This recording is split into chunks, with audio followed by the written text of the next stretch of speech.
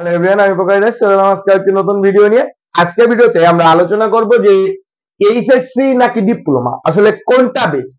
যারা সবেমাত্র এসএসসি পরীক্ষা পাস করেছেন, অনেকে এখনো সিদ্ধান্ত নিতে পারছেন না আপনি এইচএসসি তে পড়বেন নাকি ডিপ্লোমায় পড়বেন। তো আমি চেষ্টা করব, যদিও আমি পলিটেকনিক সাইডের একজন শিক্ষক, তবুও আমি আমার অভিজ্ঞতার আলোকে আমি চেষ্টা করব যে আসলে আপনাদের কোনটা পড়া সমীচীন হবে।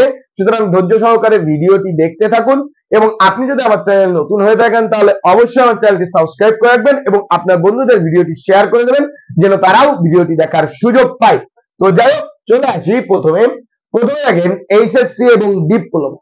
আসলে বাংলাদেশের যে শিক্ষাগত যোগ্যতা, এই যোগ্যতার ক্ষেত্রে বয়স একটা গুরুত্বপূর্ণ বিষয়। তো যদিও বর্তমানে বয়স 35 করা নিয়ে ব্যাপক আলোচনা করছে, বাদবাকি উপরওয়ালা জানে কতদূর আগাবে। তো দেখেন, আমি ধরে নিলাম যে 16 বছর বয়সে আপনি এসএসসি পাস করলেন। 16 বছর, তার মানে আপনার প্রথম বয়স হচ্ছে 16 বছর। এইচএসসি পাস করছেন আপনি 16 বছর বয়সে। এরপরে আপনি এইচএসসি তে ভর্তি হলেন। এইচএসসি 2 বছর, মোট কত হলো? 18 বছর। এরপরে আসেন, আপনি এইচএসসি পাস করলে কিন্তু কখনো সেকেন্ড ক্লাস অফিসার পোস্টে আবেদন করতে পারবেন না। এরপরে আপনাকে কি করতে হবে? সে আপনি বিএসসি ইঞ্জিনিয়ারিং করেন অথবা অনার্স করেন, মানে আপনি যাই করেন না কেন ওই সেক্টরে গিয়ে সেখানে আপনার 4 থেকে 5 বছর লাগবে। 18 আর 5 23 বছর আমি ধরে নিলাম, সর্বসাকুল্যে 23 বছর। মানে সিস্টেম লসের কারণে এদিক সেদিক দিয়ে আপনার 1 বছর লস হয়ে যাবে। মানে এখানে এইচএসসি প্লাস হচ্ছে অনার্স করতে আপনার 1 বছর লস কিন্তু হয়ে যাবে। আমি ধরে নিলাম আপনি 23 বছর বয়সে সম্পূর্ণ কমপ্লিট করলেন। এরপরে আসেন, এই 16 বছর বয়সেই আপনি যদি ডিপ্লোমা করেন তাহলে আপনার লাগবে 4 বছর, তাহলে মোট 20 বছর। এরপরে আপনি যদি বিএসসি ইঞ্জিনিয়ারিং করেন সেখানে আপনার লাগবে 3.5 বছর। যদি সরকারিতে করেন এদিক সেদিক দিয়ে 4 বছর লেগে যাবে। 4 বছর লেগে যাবে। 4 বছর লেগে গেলে আপনার থাকবে হচ্ছে কত? হচ্ছে 4 আর 20 আর 4 24 বছর। অর্থাৎ আপনার কিন্তু 1 বছর বেশি লস হবে ডিপ্লোমায়। আপনি ডিপ্লোমায় এবং জেনারেল এই দুই ডিপার্টমেন্টের ভিতরে যদি আপনি সম পর্যায়ে, মানে আপনি যখন এই পর্যায়ে চলে আসলেন, দেন আপনারা দুইটা পর্যায়ে এক, অর্থাৎ ডিপ্লোমায় যারা পড়েছেন সেও যেরকম, এমনি জেনারেলে যারা পড়ছেন তারাও ঠিক একই রকম। মানে আপনাদের শিক্ষাগত যোগ্যতা ইকুইভ্যালেন্ট হয়ে গেল।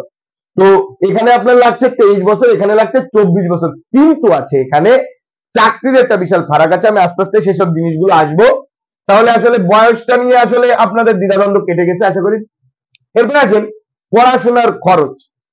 এখন আপনি যদি একটা ভালো সাবজেক্ট নিয়ে পড়েন, আমি ধরে নিলাম আপনি যদি সায়েন্সের কোনো সাবজেক্ট নিয়ে পড়েন, দেখা যাচ্ছে আপনি এখানে যদি এইচএসসি তে সায়েন্স করেন, মানে সায়েন্সে পড়েন, তাহলে আপনার পার মান্থ আনুমানিক মোটে হলো, আপনি যদি বাসায় থেকেও পড়াশোনা করেন তাও 3 থেকে 4 হাজার টাকা খরচ আছে আপনার।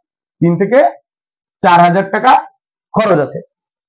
এরপরে মানে যদি আপনি এইচএসসি পড়াশোনা করেন, এরপরে যদি আপনি সেখান থেকে একটা ভালো ফিজিক্স, কেমিস্ট্রি বা ম্যাথ বা এই জাতীয় সাবজেক্ট নিয়ে লেখাপড়া করেন, তাহলে এখানেও আপনার দেখা যাচ্ছে আপনি যদি বাসায় থেকে লেখাপড়া করেন তাও প্রতি মাসে 2000 টাকা করে খরচ আছে আপনার।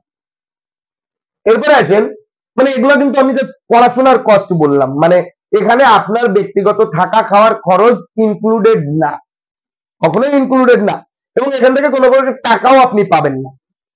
আপনাকে সব ইনভেস্ট করতে হবে, কোনো আউটপুট কিন্তু আপনি পাবেন না। এবার আসেন, আপনি যদি ডিপ্লোমায় পড়েন এবং আপনি যদি বাইরে থেকে লেখাপড়া করেন, আমি ধরে নিলাম আপনি বাড়িতে না বাইরে থেকে লেখাপড়া করেন, তো সেক্ষেত্রে আপনার প্রতি মাসে খরচ হবে 3 থেকে 4 হাজার টাকা। মানে বাইরে, আপনি কিন্তু বাড়িতে না, আর বাড়িতে বসে যদি পড়াশোনা করেন তাহলে 1 টাকা খরচ নেই।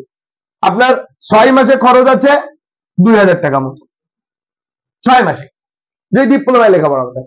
তাহলে দেখেন এখানে খরচের কতটা পার্থক্য, আসলে অনেক কম খরচ, অনেক।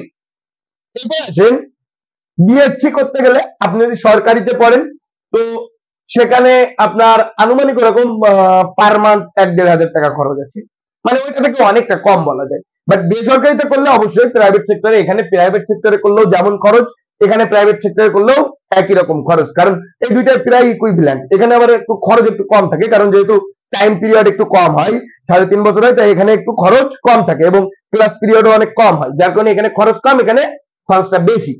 এবার আসেন যে আপনি এখান থেকে পাবেন কি, পাবেন টাকা পাবেন, মানে আপনার প্রতি সেমিস্টারে, মানে প্রতি মাস সেমিস্টার, এটা কিন্তু 6 মাসের খরচ বলেছি আমি। 6 মাসে খরচ হবে 2000 টাকা, আর 1000 টাকার বই, আমি বই কেনার খরচটা ধরলাম, তাহলে 3000। বাট কলেজ থেকে পাবেন আপনি 4000, যদি আপনি সবগুলো সাবজেক্টে পাস করতে পারেন। কলেজ থেকে কত টাকা পাবেন? 4000 টাকা।